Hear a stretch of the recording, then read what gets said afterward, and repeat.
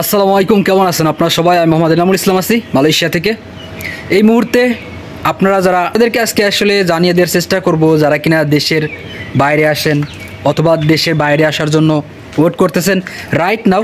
এখন যারা আমার ভিডিওটা দেখতেছেন, যারা কিনা ভাবতেছেন যে আপনি দেশের বাইরে যাবেন, আসলে আপনার করণীয় কী, আপনার কোন কোন জিনিসগুলো দেখা উচিত, কোন কোন বিষয়ের উপর তথ্য দেওয়া উচিত, যারা কিনা দেশের রাইট নাও দেশের থেকে বিদেশে যারা আসতে চান, আজকের এই ভিডিওটা তাদের জন্য খুবই গুরুত্বপূর্ণ। অবশ্যই ভিডিওটা কন্টিনিউ করবেন।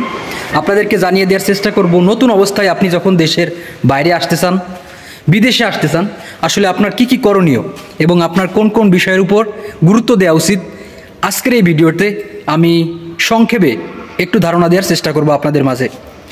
প্রথমত, আপনি কোন দেশে যাবেন সেই বিষয়টা দেখতে হবে আপনাকে, যে আপনি কোন দেশে যাবেন। হ্যাঁ, কোন দেশের আপনার ভিসা প্রসেসিং হচ্ছে আর কি, অথবা আপনার দালাল কোন দেশের কথা বলছে, সেই দেশ সম্পর্কে আপনাকে যাচাই বাছাই করতে হবে। অবশ্যই সেই দেশ সম্পর্কে আপনার টোটাল একটা ধারণা নিতে হবে।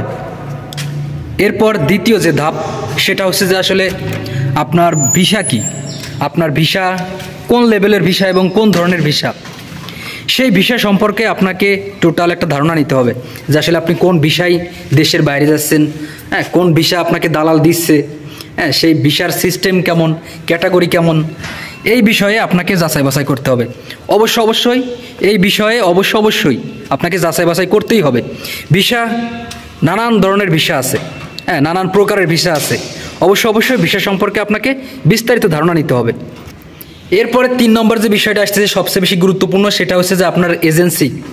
আপনি যে রিক্রুটিং এজেন্সির মাধ্যমে দেশের বাইরে যাবেন, সেই রিক্রুটিং এজেন্সি কি বৈধ কিনা, মানে সে কি বৈধ রিক্রুটিং এজেন্সি কিনা, অথবা তার কোনো ইউআরএল নাম্বার আছে কিনা, অথবা তার রেজিস্ট্রেশন নাম্বার আছে কিনা, সে কি বাংলাদেশে বৈধ কোনো এজেন্সি কিনা। এজেন্সির ব্যাপারে এই বিষয়টা অবশ্যই জানতে হবে। এটা খুবই গুরুত্বপূর্ণ বিষয়, এজেন্সির বিষয়।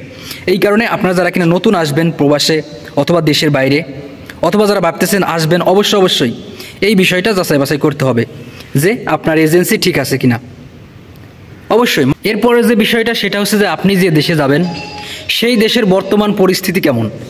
আপনি একটা দেশে হুট করে আপনার মনে হলো আর সেই দেশে আপনি চলে আসলেন, ব্যাপারটা আসলে এরকম না। সেই দেশ সম্পর্কে আপনাকে জানা, প্লাস সেই দেশের বর্তমান পরিস্থিতি জানতে হবে আপনাকে, যে আপনি এমন একটা দেশে গেলেন যে দেশে আপনার টিকা কঠিন হয়ে যাবে।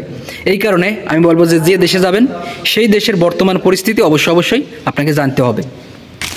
এরপর আসলে আপনার ভিসার ক্যাটাগরি কেমন, হ্যাঁ, আপনার বেতন কত, এই সব বিষয় অবশ্যই জানতে হবে, না হলে কিন্তু আপনার পরবর্তী সময় সমস্যা হবে। আপনার বেসিক ডিউটি কয় ঘন্টা হবে, আপনার ওভার টাইমের সিস্টেম কেমন হবে, আপনার কয়দিন বন্ধ থাকবে, অথবা কয়দিন কাজ হবে, অথবা কয় ঘন্টা কাজ হবে, এই সব বিষয়গুলো অবশ্যই জানতে হবে। এবং আপনার যে চুক্তিনামা আছে, এই চুক্তিনামা এইগুলো কিন্তু উল্লেখ থাকে। অবশ্যই চুক্তিনামাটা আপনাকে ভালোভাবে দেখতে হবে এবং বুঝতে হবে। অভিজ্ঞ যারা ভালোভাবে বুঝতে পারবে আর কি, আপনাকে বোঝাতে পারবে। সো আশা করি বুঝতে পারছেন, এই বিষয়গুলো অবশ্যই দেখতে হবে।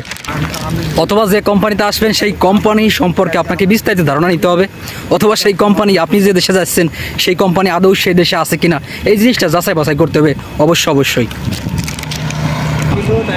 এই কারণে আমি সবসময় বলি, যারা কিনা দেশের বাইরে আসবেন অবশ্যই এই সকল জিনিসগুলো অবশ্যই দেখতে হবে এবং ভালো করে বুঝতে হবে। না হলে কিন্তু আসলে আবেগের বশে আপনি দেশের বাইরে আসবেন আর আপনার আবেগ বিবেক কিছুই কাজ করবে না। এই জিনিসটা পরে আসে আপনি কিন্তু পস্তাবেন এবং পরে আসে কিন্তু আর কিছু করার থাকবে না। এই কারণে যখনই দেশের বাইরে আসার জন্য প্রস্তুতি নেবেন, আপনারা যারা কিনা ভাবতেছেন দেশের বাইরে আসবেন, অবশ্যই এই জিনিসগুলো একটু দেখে শুনে, প্রাথমিকভাবে আর কি, সাধারণভাবে এই জিনিসগুলো একটু দেখে শুনে তারপর আসার চেষ্টা করবেন। এতে করে আপনার একটু হলেও ভালো হবে। মানে কি বলবো, আসলে একটু হলেও ভালো হবে, কারণ আপনি যদি এইসব বিষয়গুলো একটু জানেন, শোনেন, জানাশোনা করলে পারে জিনিসটা ভালো হবে। তাছাড়া অনেকেই আছে কিন্তু এইসব বিষয় না জেনে শুনেই চলে আসে, আসার পরে দেখে যে তার কোম্পানি নাই, কোম্পানি এক নামে আইসে হয়ে গেছে অন্যটা, অথবা যেই জায়গায় আসার কথা ছিল সেই জায়গা তিনি আসেন নাই। এই কারণে এইসব বিষয় একটু জানার প্রয়োজন আছে। সো আশা করি বুঝতে পারছেন, আজকের এই ভিডিওটা আপনাদের একটু হলেও কাজে আসবে এবং উপকারে আসবে। এবং ভিডিওটা একটু শেয়ার করে দেবেন, যাতে নতুন যারা আসতে চায় দেশের বাইরে, তারা যেন একটু জানতে পারে এবং বুঝতে পারে। ধন্যবাদ সবাই, ভালো থাকবেন, দেখা হবে পরবর্তী কোনো ভিডিওতে। ততক্ষণ পর্যন্ত ভালো থাকুন, সুস্থ থাকুন, আল্লাহ হাফেজ।